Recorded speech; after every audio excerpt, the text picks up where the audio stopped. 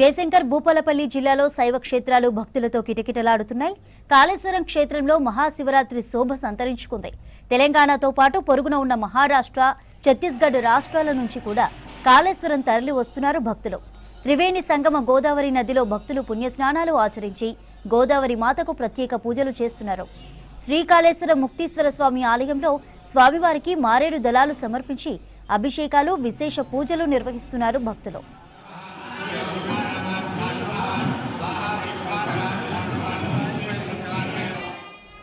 సాయంత్రం 4 గంటలకు వైభవంగా శ్రీ శుభానంద ముక్తీశ్వర స్వామి కళ్యాణోత్సవం ఉంటుంది.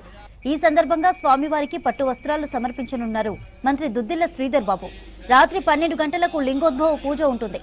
భక్తులకు ఇబ్బందులు కలగకుండా అధికార యంత్రాంగం అన్ని ఏర్పాట్లు చేసింది.